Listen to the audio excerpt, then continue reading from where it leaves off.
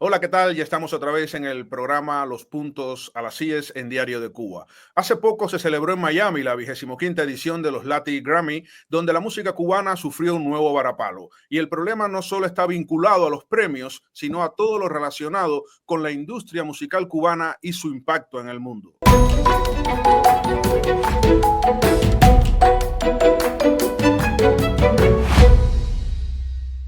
Hoy hemos invitado al periodista, escritor y productor Armando López, la investigadora y musicógrafa Rosa Marchetti y el músico Yeltsin Heredia, recientemente nominado al Latin Grammy. Bienvenidos todos al programa y ya comenzamos a poner los puntos a las IES.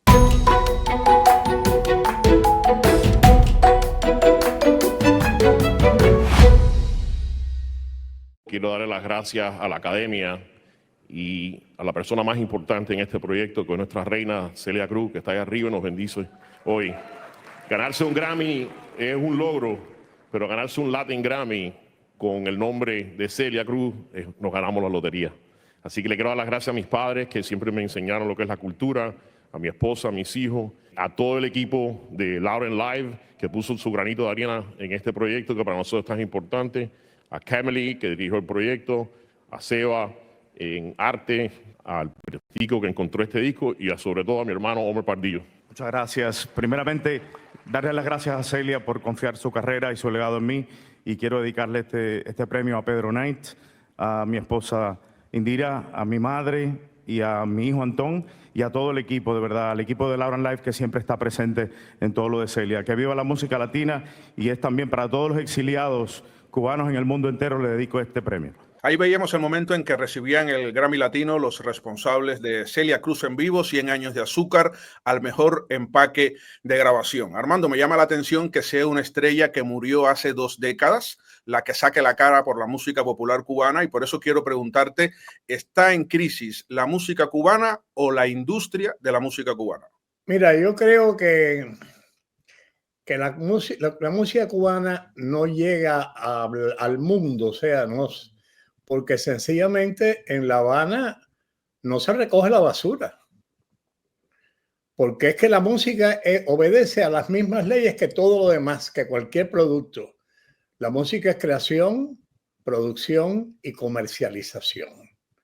Un autor hace una canción, viene alguien, la orquesta, la graba, pero aún no existe. No existe hasta que otras personas la cantan o otras orquestas la interpretan, ¿no? Pero para que eso suceda tiene que llegar al público, y ahí entra la comercialización. La música cubana en los años 50 recorrió el mundo entero porque sencillamente en La Habana había una decena de disqueras excelentes. Había las mejores publicitarias de Latinoamérica, y el cine mexicano ayudó. Y el bolero, y el mambo, y el cha-cha-cha llegó a todo el continente. No había vitrola en Centroamérica o en Nueva York que no estuviera presente la música cubana. Pero muy temprano, con la revolución en los años 60, sencillamente nacionalizaron todas las disqueras, las fundieron en una sola, en Legrén, que por cierto, donde yo trabajé mucho cuando yo hacía televisión, cuando llovía se mojaban los estudios de Legrén. Entonces, no, aparte de la cosa ideológica, ¿no? Esto sí, esto no, esto se comercializa, esto no se comercializa, esto se puede hacer, esto no se puede hacer, los artistas se deben vestir de determinada manera, los hombres no pueden usar el pelo largo, no pueden usar camisas de brillo, etcétera, todo lo demás que todos conocemos. Y sencillamente la música cubana se fue quedando.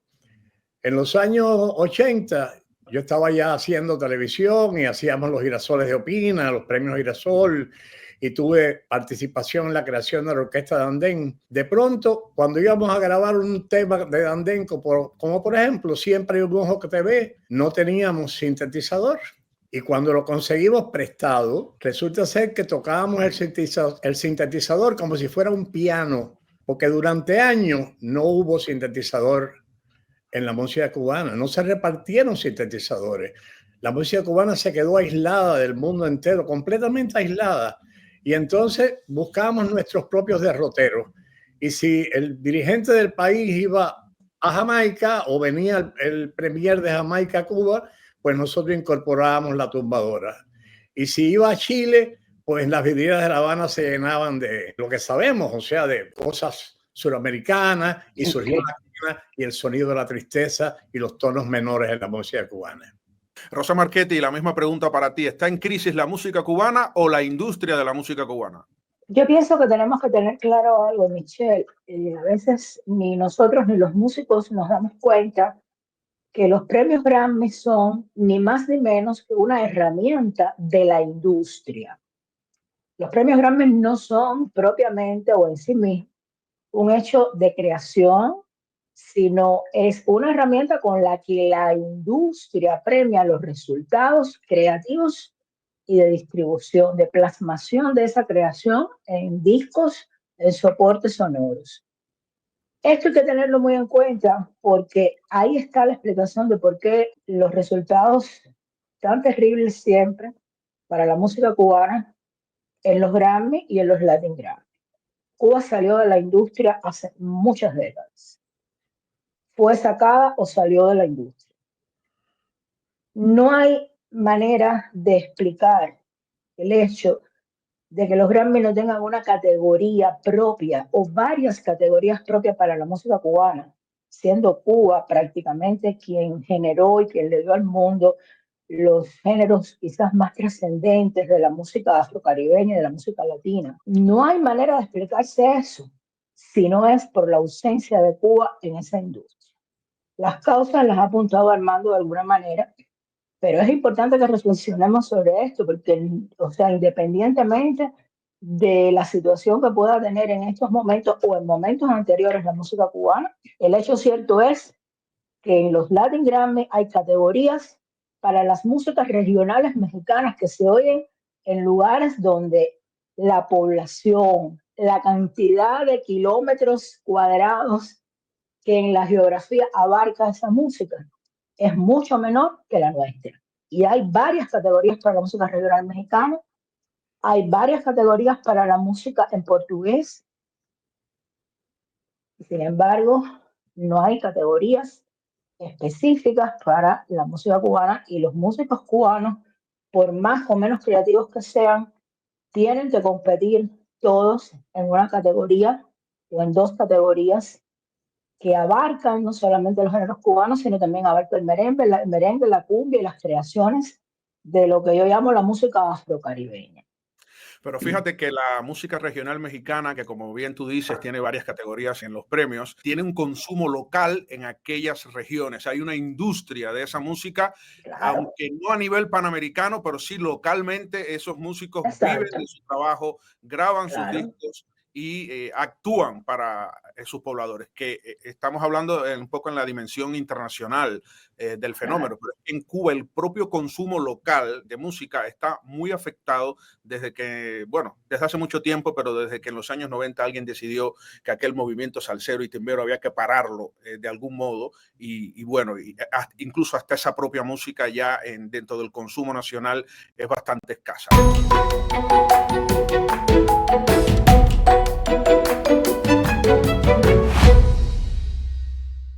Otra arista interesante es ver cómo un cantante dominicano como José Alberto El Canario, acompañado por varios productores y músicos cubanos, gana el Latin Grammy con un disco de boleros. Y el Latin Grammy es para Rodando por el Mundo, José Alberto El Canario. Quiero agradecer inmensamente a todos los que pusieron su granito de arena en este disco, a todos los artistas invitados, en muy especial a nuestro gran Pablo Milanés, que está en el cielo. Gracias a todo el equipo, a La Oreja, gracias a mi esposa, a mi familia, a mi manager José Raposo, a Arden y a Giovanni, nuestro productor también. Gracias a todo el que formó parte de este grandioso disco de bolero. El bolero es algo que no debe morir, el bolero siempre tiene que vivir en nosotros porque es romance. Gracias de todo corazón, que viva la música y que viva el bolero. Gracias. Yeltsin Heredia, estuviste en la premiación por estar nominado precisamente en la misma categoría que el Canario. Te pregunto, ¿es un sinsentido que con tanta música cubana, con tanta paternidad y maternidad, ¿no?, que tiene la música cubana en los géneros y en el concepto de música tropical en general, los artistas de la isla hoy estén en desventaja? ¿Es normal, dadas las circunstancias? Mira, queremos el premio, pero no estamos haciendo el mérito. Yo llevo desde muchos años intentando poner en comunión primeramente Guantánamo con el resto de nuestra isla. Primeramente, poniendo en comunión con el disco, mi primer disco, Camino a Maicí, mi segundo disco, Lo Nuestro, con nuevas figuras de otras manifestaciones, poniéndolo en comunión con el changüí. Porque yo siempre digo que Guantánamo también es Cuba. Nosotros mismos practicamos la omisión, ¿sabes? Sí, claro está, señores, pero también tenemos que saber en el devenir de nuestras músicas, Guantánamo tiene un crédito, ¿sabes? Sé que no es personal, pero sí me causa un poco de desazón, porque digo, concho, Guantánamo tiene crédito y no se le está poniendo en la vitrina. Entonces yo sigo por esa senda, se cuesta arriba, llevando Guantánamo, y entonces en este disco lo he puesto en comunión más allá con Colombia, que se llama Los Mismos Negros. Vuelvo a lo que digo, no podemos querer el premio cuando no tenemos el mérito. Hay un concepto que lo conocemos nosotros en culturación, ¿no? Que nosotros primeramente el medio más certero que tenemos es la vista. ¿Qué estamos viendo ahora mismo en esta generación ahora? ¿Qué están escuchando? En las músicas modernas. No se está muy alejado de lo que es la parte del centro de nosotros, que es lo cubano. Entonces, señores, vamos a ver. A mí me cuesta horrores cuando yo tengo que hacer un trabajo de mesa con los mismos cubanos cuando estoy haciendo mi trabajo, que es changüí. Alejamos más Guantánamo de lo que está. Tengo que hacer un trabajo de mesa con el percusionista, con el pianista. Yo digo, señores, tú no eres ruso, y se ríen, pero se queda así un poquito. Tengo que hacer un trabajo de mesa. Entonces hay muchas lagunas con nuestra música. Hay muchas lagunas con nuestra música, ojo. Sí, justo quiero, a partir de esto último que dice Yeltsin, hablar de lo que yo considero que es realmente la causa que está detrás de esto, que no tengamos industria. No tenemos industria porque tampoco hemos tenido libertad creativa, tampoco hemos tenido libertad empresarial. Armando decía que en los años 50 había cientos de disqueras, o sea, están contabilizadas en el año 60, 153 sellos discográficos grandes y pequeños. Toda esta música se recogía y se fijaba. Pero todo esto cambia radicalmente, pero también cambia la manera en que las nuevas generaciones acceden a ese patrimonio. Sencillamente, el otro día, justamente en una entrevista para el Diario de Cuba, yo decía que la historia de la música cubana se había convertido en un Frankenstein por causa de la censura. Cuando tú empiezas a quitar cosas de ese tronco tan vital que es la historia de la música cubana y la música cubana en general, lo que obtienes es algo incompleto, algo que no es coherente. Y se sacaron muchísimos intérpretes y compositores importantes de los planes de estudio, de las radios, simplemente porque se fueron del país. Entonces, no hay una coherencia, no hay una continuidad orgánica, no hay información y se pierde también el sentido de pertenencia poco a poco. Todo esto influye en el resultado final.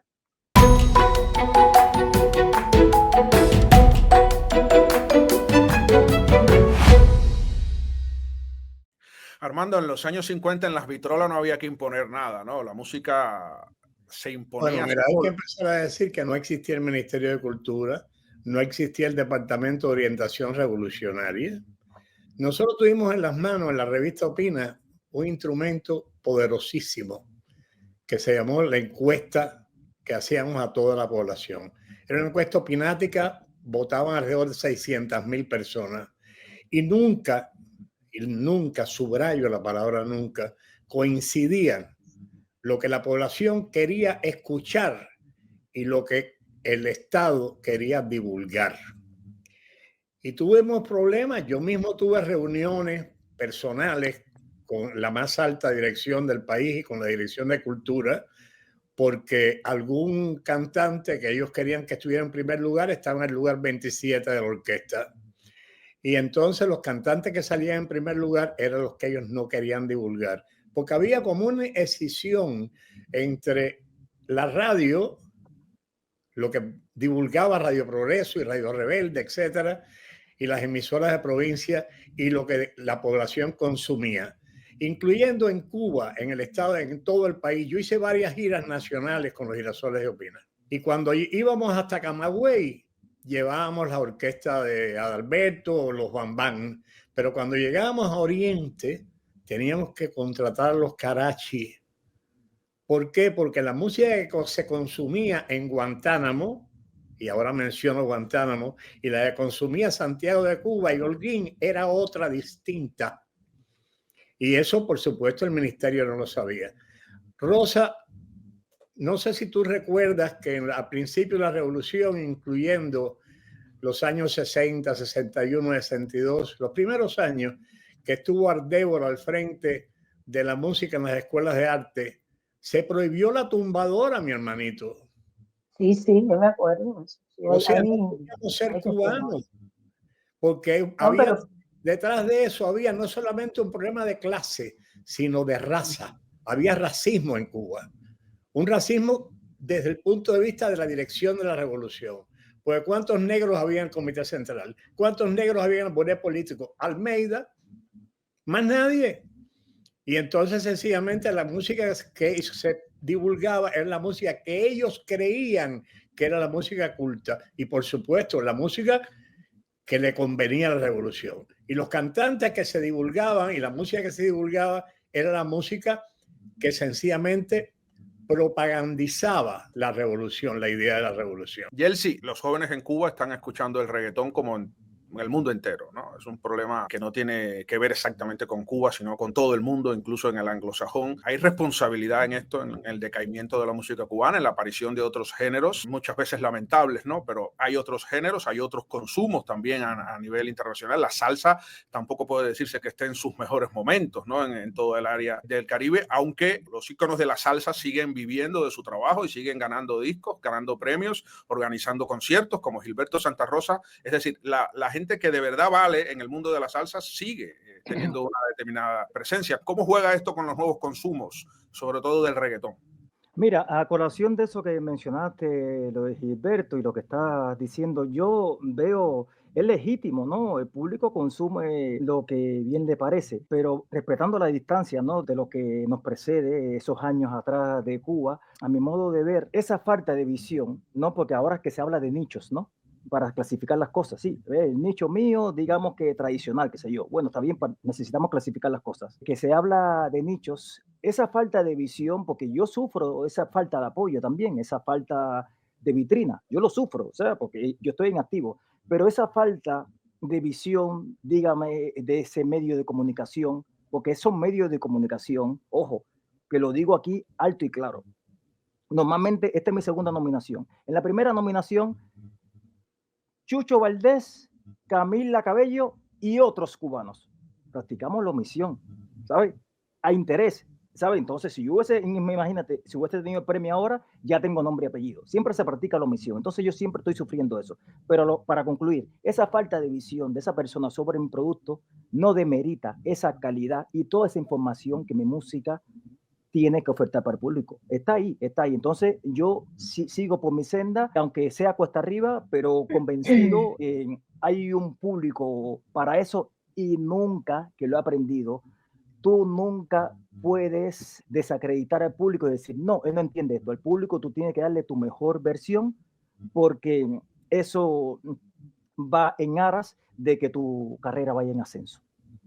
Vamos a hacer una ronda final, ya tenemos poco tiempo antes de terminar. Recuerdo que en términos bursátiles, ¿no? Hay una frase que dice rentabilidades pasadas no garantizan necesariamente rentabilidades futuras. Y hemos estado hablando de lo que fue capaz de hacer la música cubana con la vitrola, con las discográficas y con todo aquel sistema que existía en aquel momento. Y yo lo que me pregunto es si es simplemente el deseo de reconocer lo que se hizo bien en un momento y si eso sirve para las actuales circunstancias. Comenzamos con Rosa, luego Yeltsin y terminamos con Armando. Yo pienso que las músicas reflejan las sociedades donde son creadas, el estado de la sociedad y la relación de todas las fuerzas que tienen que ver con su propio desarrollo o con su involución.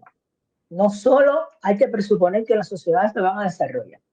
Y yo creo que nosotros estamos a nivel mundial viviendo un momento muy, quizás tristemente interesante en cuanto al desarrollo de ciertas zonas de la música, porque tampoco toda la música es igual. Dicho esto, pienso que nosotros en Cuba estamos recogiendo de alguna manera el fruto de todo esto que hemos venido conversando, de todas estas prohibiciones, de todas estas carencias, de todas las desarticulaciones, de toda la burocracia ignorante intentando regular algo que no conocen, las influencias foráneas negativas. No podemos perder de vista que sí, que hubo acceso a la educación para todos de carácter universal, pero que en las escuelas de música no se enseñaba música popular cubana, no se enseñaban géneros de la música popular cubana ni nuestras glorias.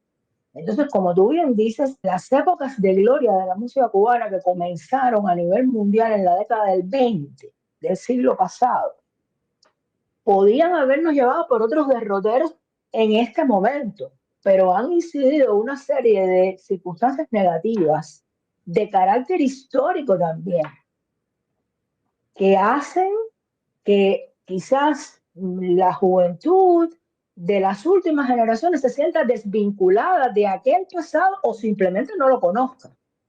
Esto es algo que a mí siempre me ha atormentado mucho y ese es el origen de mi blog y de mis trabajos. Es decir, tengo que comunicarme con los jóvenes por los medios por los que ellos quieren comunicarse. Entonces, me parece que estamos en una situación muy similar en todo el mundo, pero que Cuba muy bien pudo haber tenido otro derrotero, pudo haber rentabilizado aquellos logros del pasado si no hubiéramos tenido todos los desaguisados espantosos y terribles que hemos tenido a lo largo de varias décadas por decisiones gubernamentales adversas. Mira, para darle paso rápido a Omar y seguir en comunión con lo que ha dicho la doctora Rosa, uno es lo último que ha hecho. Y como en Cuba no se ha hecho nada, no va a pasar nada. Yo creo que hay una palabra que a uno le cuesta un poco de trabajo decir.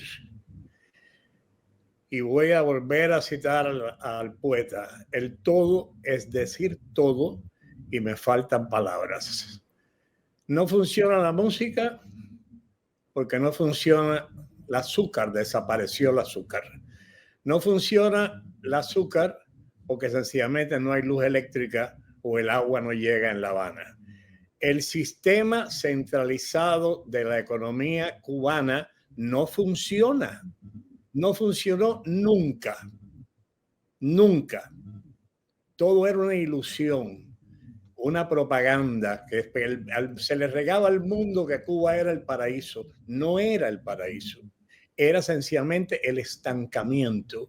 Y se fueron destruyendo los centrales, como se destruyeron los estudios de grabación, como recogieron las vitrolas en los años 60, como en Cuba nadie sabe quién fue Olga Guillón y Blanca Rosa Gil, porque no lo saben. Nosotros, y también lo bueno que tuvimos, lo excelentemente bueno que tuvimos, como los Bam Bam en su momento, el Buey Cansado lo hubiera bailado el mundo entero, pero no lo divulgaron. Y cuando Bam Bam viajaba a México, nunca se presentó en Ciudad México en un estadio, nunca se presentó donde debía presentarse. Iba a Nueva York, a un lugarcito chiquitico que se llamaba los SOB, y se presentaban para 200 personas, sin publicidad, sin propaganda. Y ahí está mi entrevista a Juan Formel quejándose de lo mismo que se queja nuestro amigo hoy presente, el guantanamero, de la falta de divulgación, de la falta de atención. El centralismo económico productivo que existe en Cuba. Con ese centralismo cubano nada funciona ni nada va a funcionar. Hasta aquí el programa de hoy con el agradecimiento al periodista, escritor y productor Armando López, a la investigadora, escritora y musicógrafa Rosa Marchetti y al músico Yelsi Heredia. Yo soy Michel Suárez en Diario de Cuba.